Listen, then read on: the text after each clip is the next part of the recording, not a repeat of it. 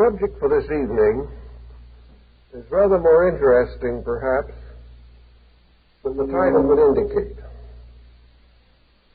And it requires a kind of orientation which I believe will contribute to our knowledge on a number of religious subjects. The story of the Golden Legend and its author, Jacobus de Varagine, belongs to the 13th century of the Christian era. The work and the man were strongly emphasized and influenced by the psychology of the time. The European culture was passing through what we now call the medieval period, a long and difficult time, distinguished rather for its reactionary tendencies than for any contribution to progress. The medieval European was a person of extremely limited education and an almost completely provincial attitude. His life was circumscribed by old patterns and beliefs and folklore to a degree that it is difficult for us to appreciate. The church could not be different from its own time. Its clerics were drawn from the available material of the day. And even those who ascended to relatively high position in the ecclesiastical structure were men of very limited education and, in many instances, ability. We cannot, therefore, expect a great mature philosophical work to rise from such conditions. We cannot even expect an outstanding literary production.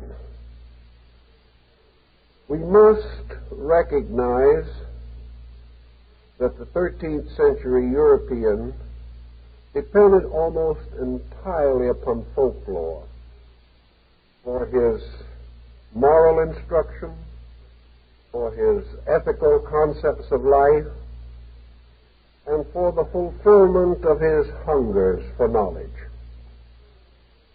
Folklore at that time was derived from a number of different sources. Some European, some Near Eastern, and others North African. There was no clear effort to distinguish between the sources of material. They were heaped together.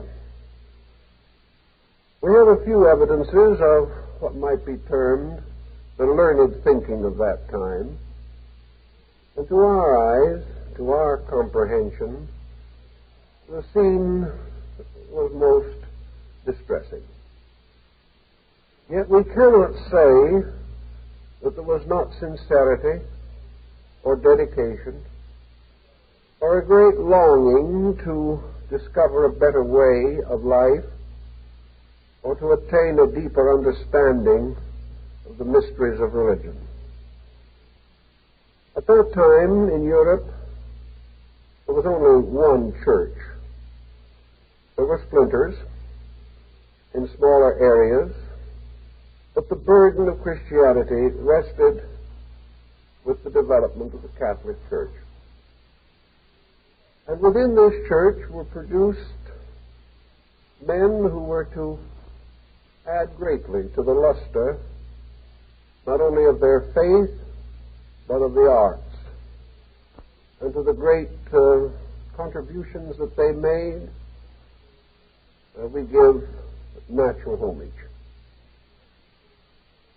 The story of the Golden Legend is essentially a martyrology.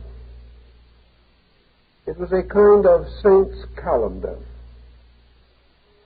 and under each day of the year was a suitable sanctified name.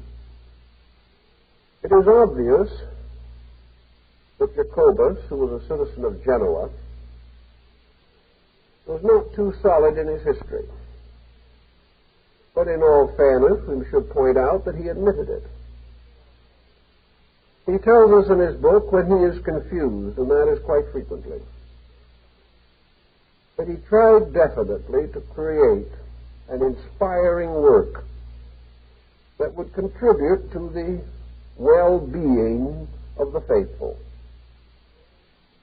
As a result of his teachings and preachings, he was elected Archbishop of Genoa by the congregation, not by a political move, but by the natural fondness that the people held for him. After his death, he was beatified, but never canonized. But the Dominican order has special rights to venerate him and to accord him many of the dignities of a saint. The martyrology, or the Golden Legend, deals with saints. And the more we study this work, the more we recognize that the tradition preserved in hagiology is far more interesting and perhaps more stimulating than the average person believes. We think of a saint simply as a very good person within the orthodoxy of his church who has been elevated to sanctification by an elaborate ecclesiastical process. This was not actually true in old times. The primary qualifications for sanctification in the beginning were martyrdom and miracles. The distinguished and pious person who died for his religion was held to have a peculiar estate, superior to that of even the ordinary devout person. If, for one reason or another, the saint escaped martyrdom, then the proof of his sanctification lay in miracles. These miracles might be performed during his lifetime, or they might be recorded after his death. The more common process was that miracles should occur at his tomb, so that persons with various troubles, praying to his honored name, might find extraordinary relief from their miseries. These two general forms have still survived. And it is rather interesting to note that the Golden Legend, which is really a calendar of saints, was sufficiently popular in its own time to be perpetuated by nearly 500 manuscript copies. Of course, all this occurred before the beginning of printing. But so large a number testified to the great demand for the work. After the invention of printing, it passed through 150 editions, most of them comparatively early, however. And interest in the work began to decline with the Renaissance. At that time, humanism began to sweep the world, and men's attention was turned from matters of ancient religion to the pressing concerns of modern reformation. The various versions of the Golden Legend, however, continue to appear. And a recent English translation was published in 1941 under the imprimatur of Francis Cardinal Spellman, which would indicate that the subject has not entirely lost modern interest, at least within the body of the Church. I think that the first thing we learn from the Golden Legend is something about the personalities, natures, and qualifications of the early saint martyrs. The more we study this description, and a number of writers have remarked this point, which is not at all original with me, the more we realize that the saint really emerges as a transcendentalist. He is a magician. He is a sage. He was a seer. He worked miracles. He could transport himself invisibly from one place to another. He was able to appear in countless forms and to extend his ministry over inconceivable periods of time. When we are all finished with the general pattern, we see that there is a startling similarity between the saints of early Christendom and the wonder workers, magicians, yogis, and the arhats of Oriental religion. The saint, in many instances, was almost a complete parallel for the Buddhist arhat. He renounced the world. This he held in common with most religious groups. He practiced austerities. He gave up all physical honors and comforts. He sought only one thing, the grace of God. He proved his dedication by selfless service to others. And his miracles were nearly always performed for the benefit of the oppressed or the poor or the downtrodden. He held all the strange and wonderful powers that we associate with the Oriental Mahatma. Many of these sanctified persons were as eccentric and strange and difficult to comprehend as the old arhats of Zen.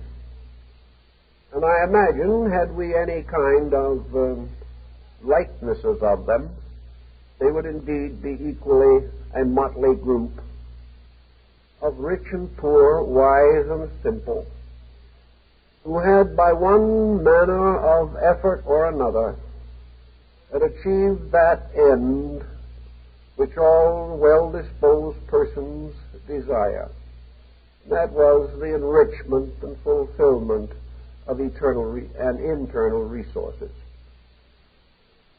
Now, it is interesting to trace something of the beginning of the story of the saints, not as individuals, but as a type, which in one form or another has appeared in so many parts of the world.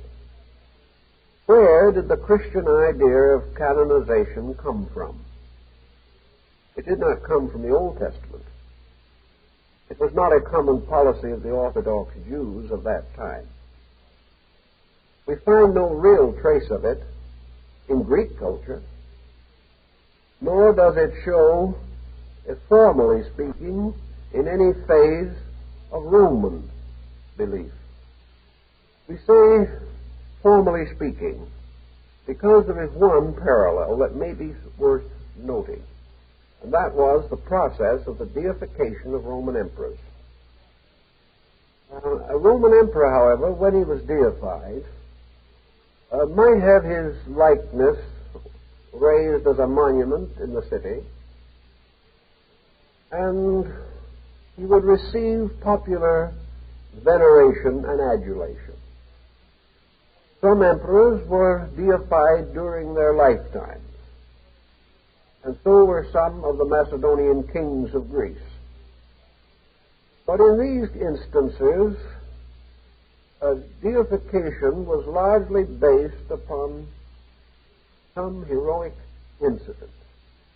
These emperors were not deified because they were good. They were deified because they were powerful. They were recognized as examples of the prevailing psychological standard of the time, where strength and, if necessary, cruelty, these were condoned and applauded if they led to ultimate victory.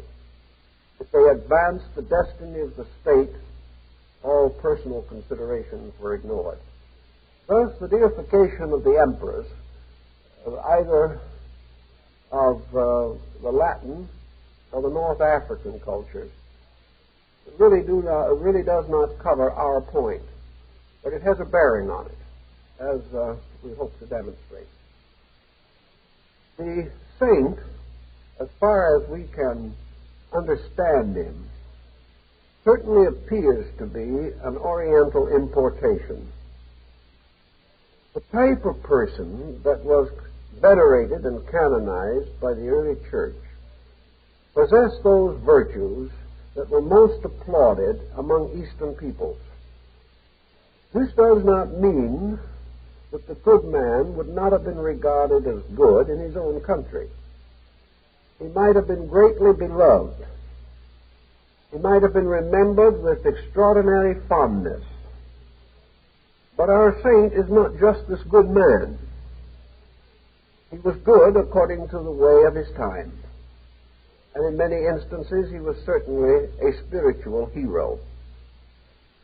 But he was more than this. He was wise. He was skilled. He was learned in many ways, mostly in the ways of mysticism and esotericism. These words, of course, were never used, but his attributes indicated this direction. So we might look a little bit to try and discover how it came about that about the 1st century A.D., this development of the idea of formal canonization, or the bestowing upon the venerated dead certain spiritual powers of intercession with God. To try to understand this a little better, we'll probably have to travel a bit to another part of the world. When Alexander the Great led his conquests into the east, he reached as far as what is now Pakistan. And then the continual dissensions of his armies and the desire of his soldiers to live, to return to their own homes, dissuaded him from further conquest. In what is now Pakistan, there developed a mingling of Greek and Indian culture, East Indian culture. This revealed itself by some, at least semi-permanent, cultural monuments. After Alexander had departed, these naturally fell into decline. There was nothing to maintain the Greek influence in Pakistan. But about the beginning of the Christian era, Pakistan, this area of it, and parts of Afghanistan became the outer boundaries of the Roman Empire. There was a communication between this area and Italy. Merchants traveled, artisans lived in Pakistan and perpetuated Roman customs, Roman arts. The peculiar mingling, therefore, of an Eastern tradition moving definitely westward and a Western culture moving relentlessly eastward resulted in a very interesting composite culture which has come to be known as Gandhara.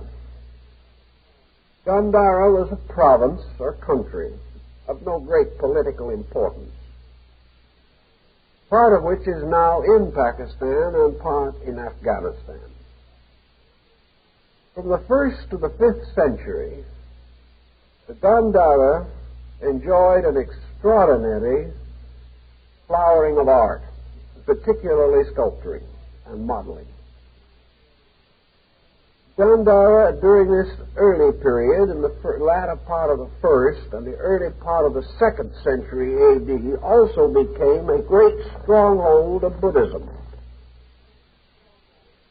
And the country was literally covered with monuments of Buddhistic thought, although Buddha himself had never actually journeyed through this region.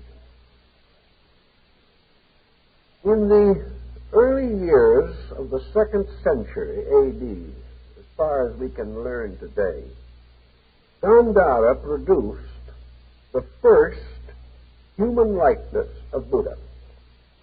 Prior to that time, no effort had been made to represent this great Indian teacher as a person. He was represented only by symbols. Among these symbols was the wheel of the law, which has since been seen so often on Asoka's column, which has more recently become the official symbol of the Indian Republic.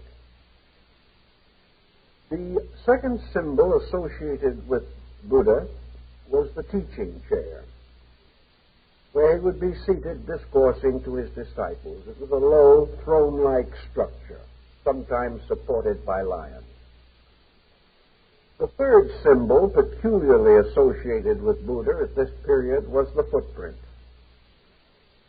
a device resembling the human foot, but usually larger, the sole of the foot being covered with an intricate pattern of symbolical designs.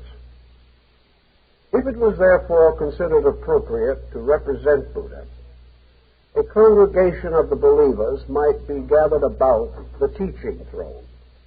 Above the throne would be the chakra or wheel, and below the throne on the ground in front, the footprints. This was all that was used to symbolize the great teacher. But in the rise of the Gandhara art, there gradually appeared the personification of the teacher. Modern archaeologists think of this by saying that here in Gandhara, the likeness of Buddha was first devised. The anthropomorphic process produced the physical embodiment of the unknown appearance. This physical embodiment itself is very interesting to us.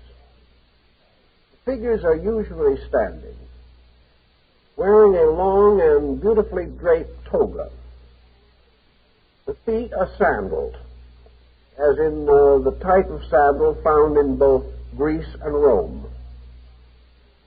The face is Grecian, very often with a straight nose with a high arch or bridge.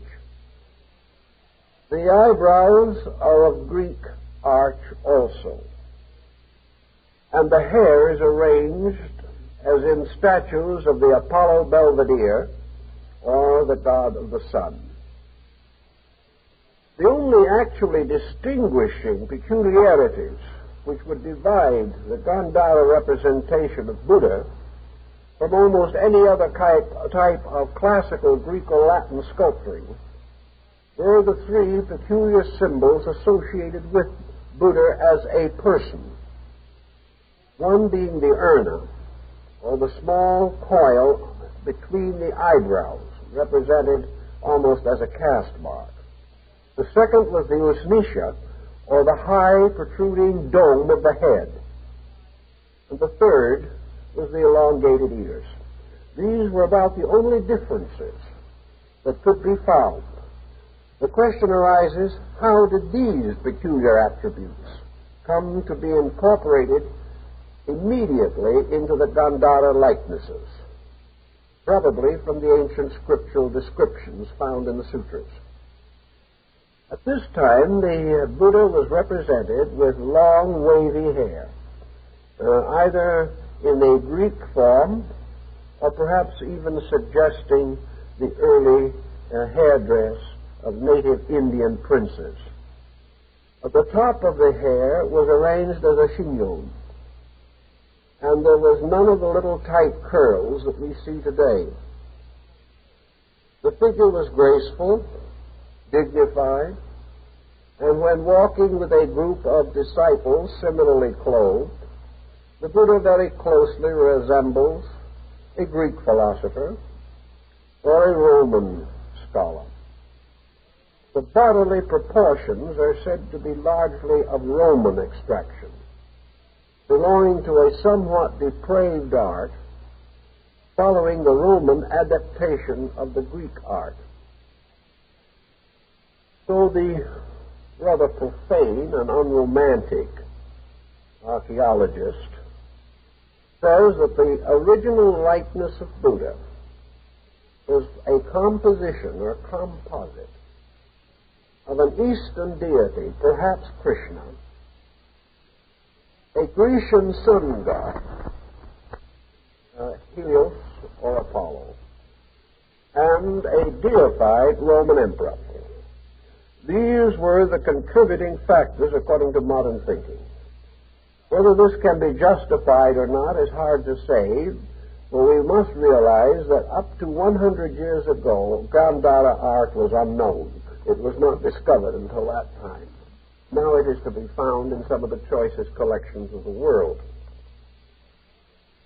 Now, in the Gandhara carvings, Buddha is usually shown with a flat, simple nimbus. There is a halo behind the head. In general Asiatic art, bodhisattvas are also haloed. And in the Chinese and Indic schools of Buddhism, the arhats are haloed.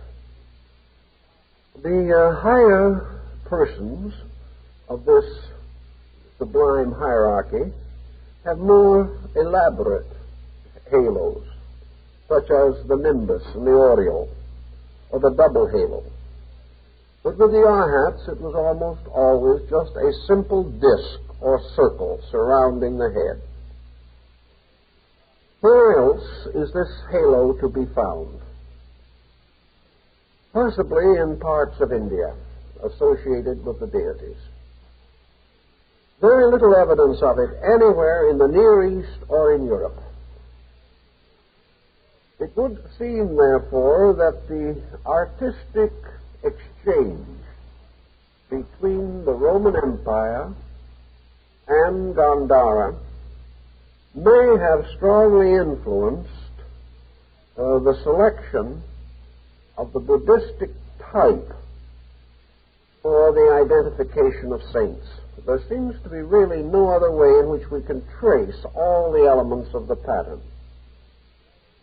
Now, if it be said that we are extravagant in this, there is one other point that stands out rather in an interesting way.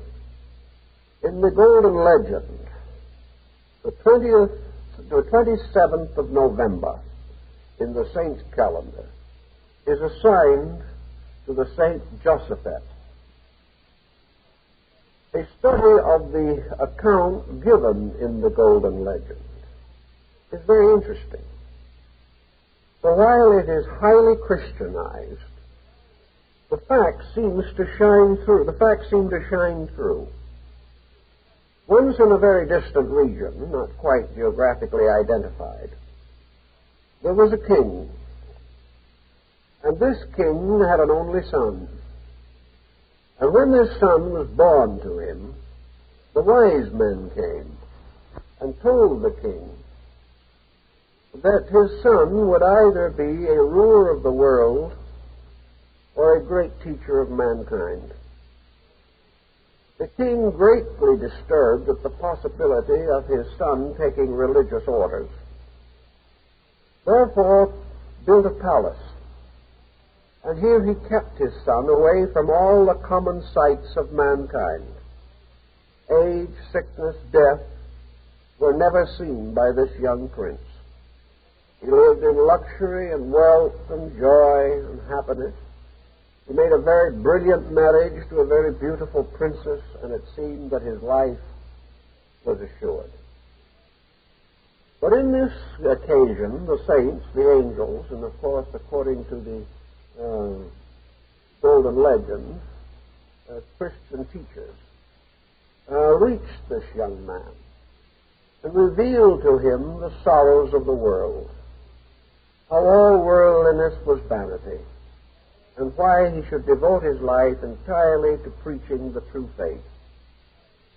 Under the influence of these teachers, the young prince renounced his kingdom, took off his princely robes, put on the costume of a monk, and became a teacher. Many wonderful conversions were made by him. He taught for a very great many years, and when the time came for him to die, he was taken up to heaven by the angels. Now, the sober scholars of the moment are inclined to feel that in some way Buddha himself got into the Christian martyrology. And I think it is only fair to point out that the Catholic encyclopaedia at the present time says that Josaphat is a corruption of Bodhisattva, and that Saint Josaphat was Buddha. Now this is rather interesting, and some sources far more learned than the encyclopedia have also come to the same conclusion. There seems to be no reasonable doubt that in some way Buddha attained canonization. If this occurred, there is no reason to doubt some rather definite connection between early Christianity and India. Now, we are not for a moment attempting to say that Christianity is a Hindu religion. Nothing of that nature is intended. What we are inclined to suspect, however, is that the original Christian communities cut off almost totally from the major streams of world progress of their time, most of them in isolated and desolate regions, founded by groups with little or no social standing, and for centuries almost continuously persecuted. That these communities leaned heavily upon folklore for the legends and stories which gradually came to be included in the sacred canon of saints. They derived their heroes from anything that was heroic. And the peculiar similarity between the ritualism and sacerdotalism of Buddhism and Christianity has been a thorn in the flesh of missionaries ever since. A Buddhist country is one of the poorest areas to attempt to develop Christian missions. Not because of the antagonism of the people, but because of the immense similarity of the doctrines. There seems to most Buddhists no particular reason why they should be converted. Their own philosophy is almost identical. Now, if this experience occurred back at the beginning of the Christian era, it might explain a number of legends that even went down as far as the Middle Ages.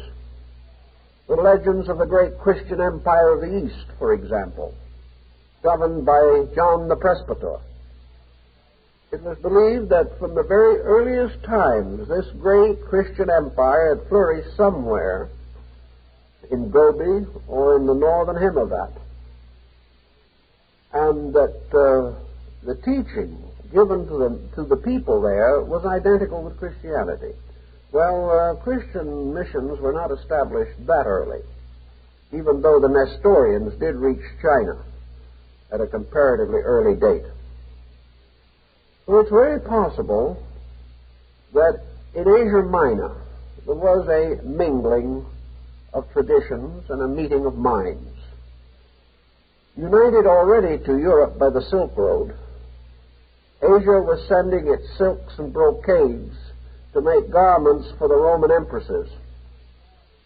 So the far places were not totally unknown. It is very possible that from the figures at Gandhara, and a little later the rise of a more florid art of the same kind throughout northern and particularly northwestern India, might well have provided the concept. For the old Buddhist monk, as represented in these carvings, wore the simple robes that we now associate with the apostles. He was shaven-headed. He carried a staff. He wore a monkish robe, very simple garments, sometimes bound at the waist by a cord, and behind his head was a disc of light. This is almost all that was required. And with the possible exception of the mingling of Eastern thought with the Egyptian tradition at a very early date, there seems to be no other convenient explanation for the rise of a design or pattern that appeared simultaneously in Asia and in Europe. That is the pattern of the holy man. In both areas, holiness led to extraordinary spiritual achievements. The transcendency achieved by the saint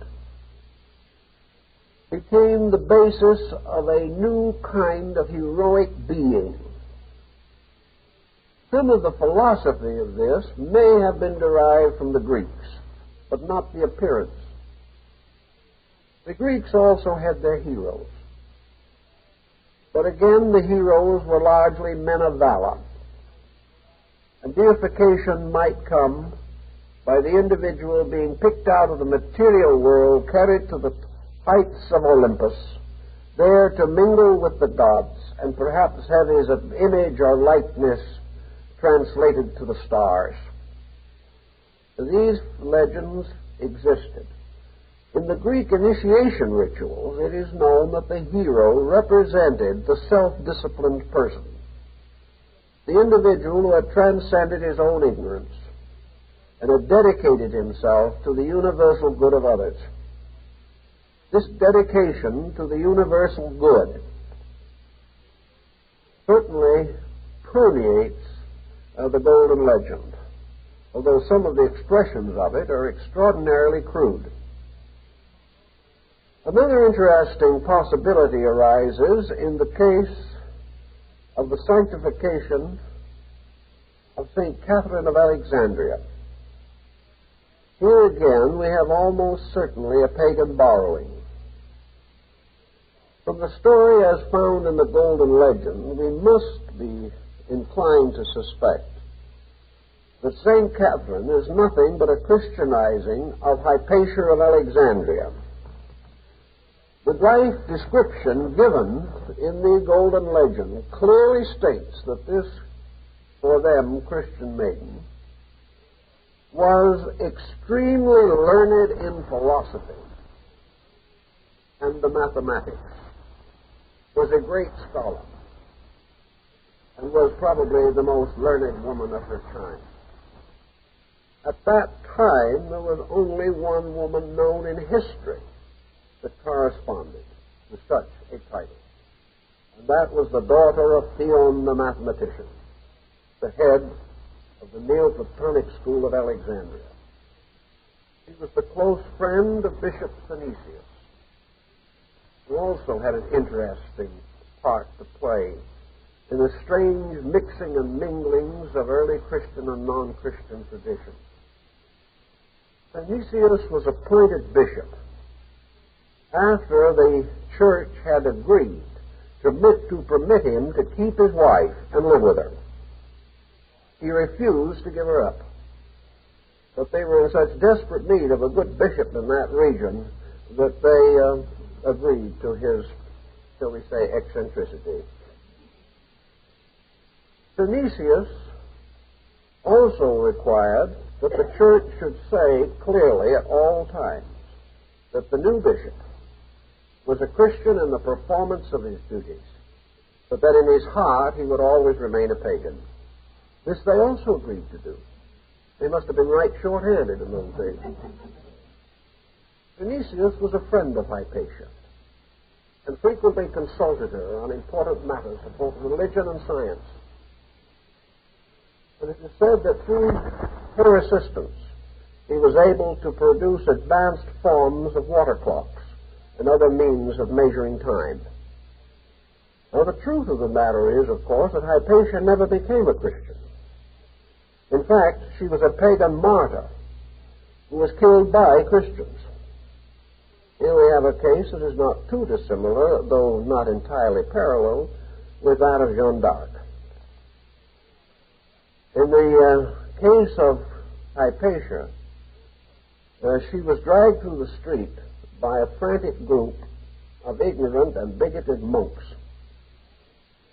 Her body was broken on the rack. She was beaten to death, and then the flesh was scraped from her bones with oyster shells. A little later, she emerges as St. Catherine. Changing of times, changing of thought. The early people undoubtedly had less theology but more humanity. They realized that any person who is willing to die a terrible death for their convictions has something of holiness in them. And they were a little less cautious in selecting their martyrs in those days. The legends of great and good people seem to have strongly influenced the thinking of that time. Now, we remember that the Golden Legend was compiled in the 13th century. Most of the accounts which it contains belong to the first 5 centuries of the Christian era. Therefore, between these events and kindly and well-intentioned Jacobus was an interval of over 700 years. 700 dismal years. Years without adequate history, without any proper alignment of events. Centuries of darkness, of ignorance and illiteracy, of the scatterings of people, when perhaps the only medium for the perpetuation of anything was the old wives' tales. They alone served as the basis of a communication. Now, at the time this was happening, 2 other elements appeared in Christian thinking, both of a very highly supernatural type. Ordinary folks had very little possibility of contemplating the natures of the archangels, but the angel became very important to them. The angel as the minister of deity, as the servant of the Holy Trinity, was not only reminiscent of the Annunciation of Mary, but according to the old tales, angels always appeared in emergency. And somewhere along the way, the idea of the guardian angel came into existence. An idea that has never been officially recognized by the church, but is said to be of the mind of the congregation. Guardian angels were probably borrowed from Egypt, but they passed through a certain transformation, so that space, the invisible part of the world, became more or less the abode of these invisible ministers of the Almighty. Angelic forms appeared on art at a comparatively early date. And of course, the same general idea of angels was common throughout Asia and does occur with some modifications in both Greece and Egypt. Certainly there were spirit messengers who came largely in visions and in dreams. These messengers consoled the needy, promised relief to the desolate, and in one way or another were the invisible servants of the divine good. So the angel also shared honors with the saint as a metaphysical factor in life. Of course, perhaps even more important than the angel or the saint, however, was the prime villain of the time, the devil. And in the Golden Legend, he is really present almost everywhere, always. Of all the concepts that have arisen in man's mind, there is none beyond God himself, to whom as much authority has been given as to the devil. So in the stories of the Golden Legend, there is a certain monotony.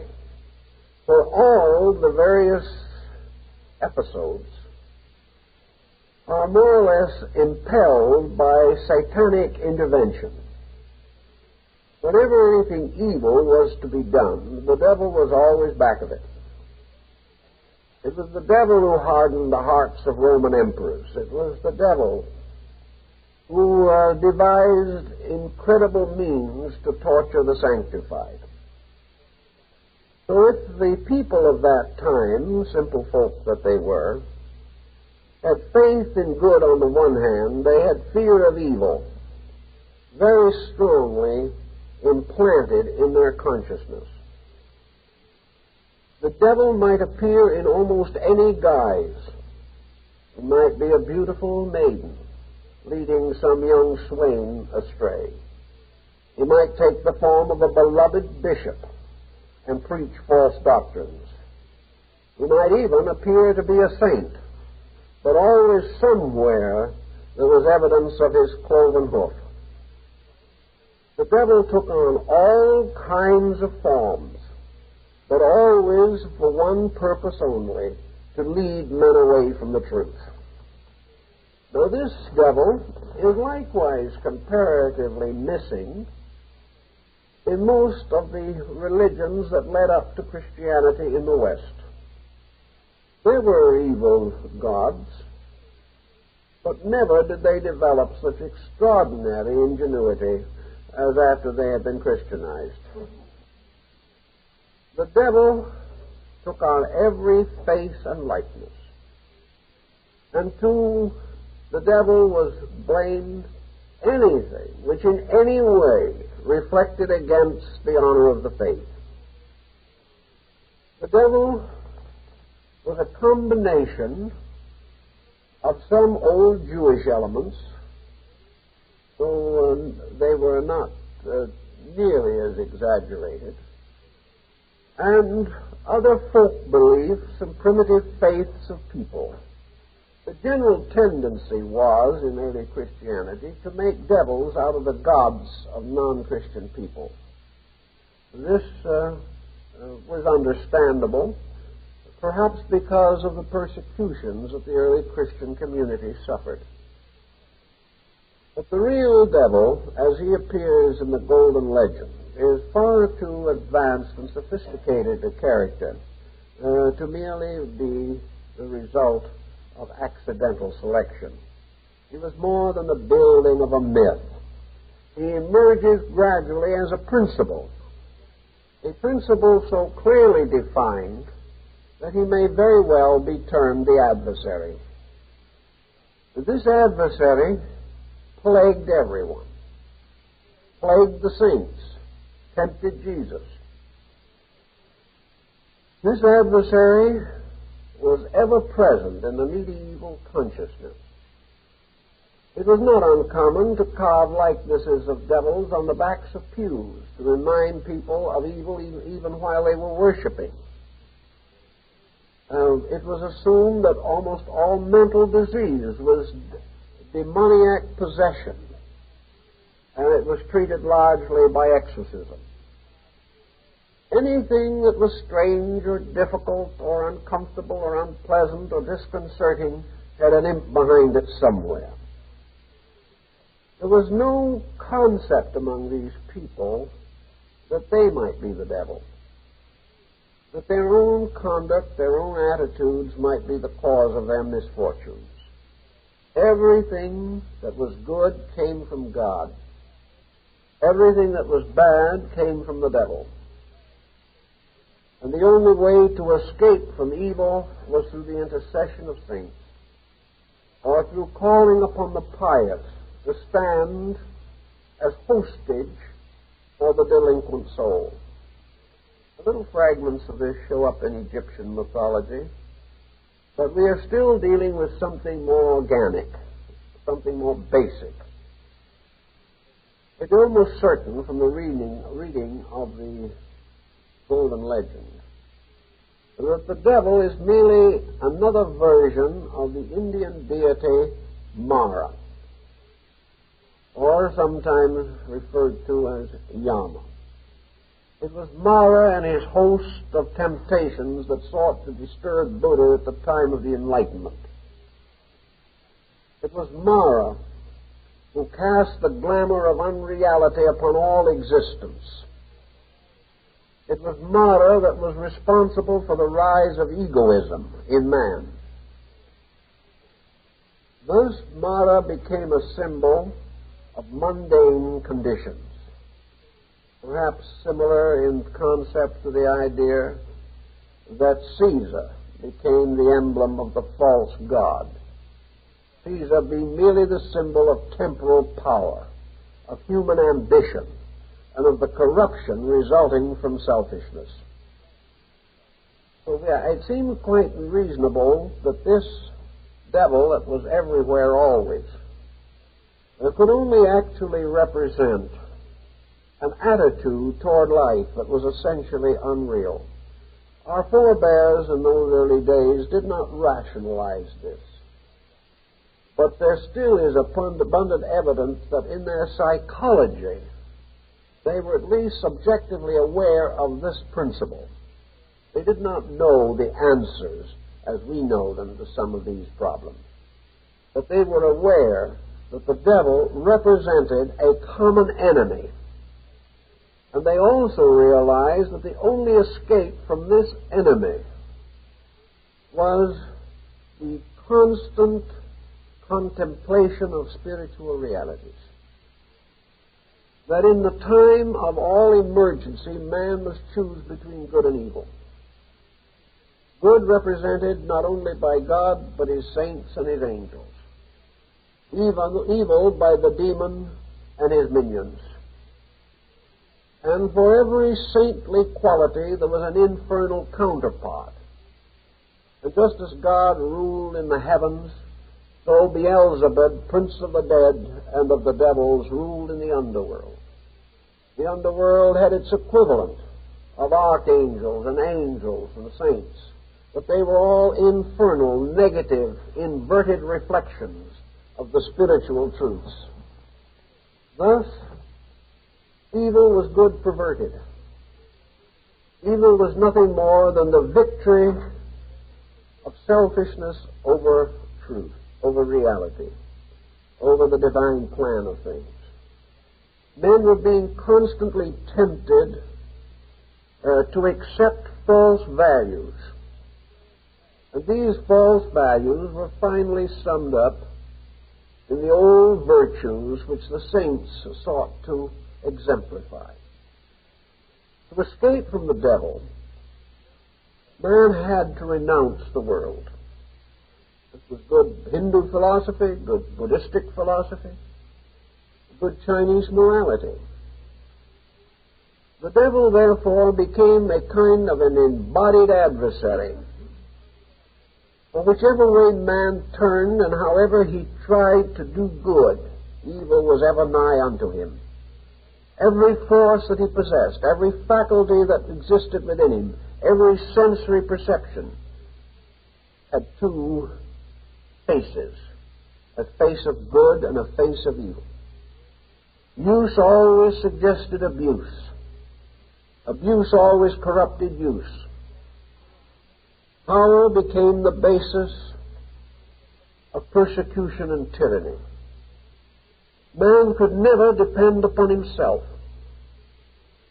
Whenever he really tried to be good, the temptation to be evil was strengthened in him.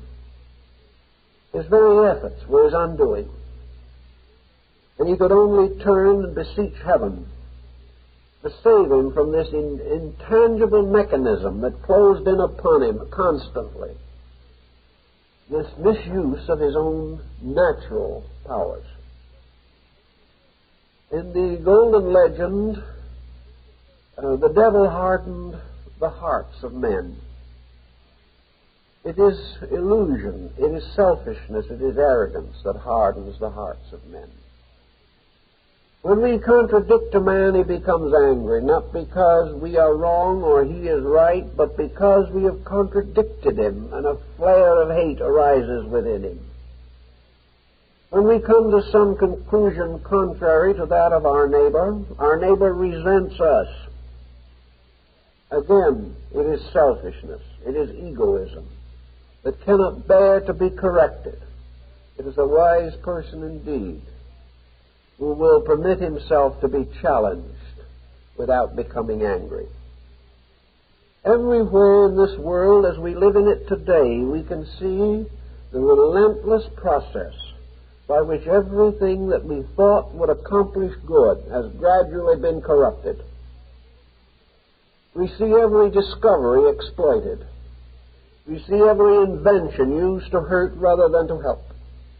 We see forever the desperate effort to profit by the labors of others. The instinct to tyrannize, to hold down, to depress.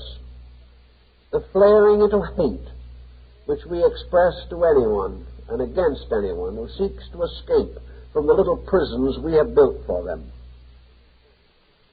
Thus, an ancient people, not particularly learned, not able to fully understand these things, could well assume that this adversary was real. It seemed that it operated with extraordinary cunning. It read our minds. It knew our hearts. It frustrated our steps relentlessly. The only thing they did not understand, of course, was the reason why this spirit knew so much, was that this spirit was in us and knew us completely. It represented the negative polarity, the anti-self. It represented the old atavistic being, always striving to drag us back again to our own more primitive state. The devil always operated through temptation. And temptation, of course, is opportunity. And the individual who has an opportunity to profit at the expense of his ethics may very likely grasp that opportunity. Thus it is said that men sold their souls to the devil. And we have the mysterious Faustian complex, in which the individual sacrifices his eternal glory for the sake of the extension of his temporal powers. The golden legend gives us this concept and places between the average person and this terrible dilemma the power of his faith, the power of the church militant, with the vision of the church triumphant. Christianity became the power that could frustrate the force of evil. It was a declaration of war against the devil. And the only way this war could be won was by leading men away from materiality.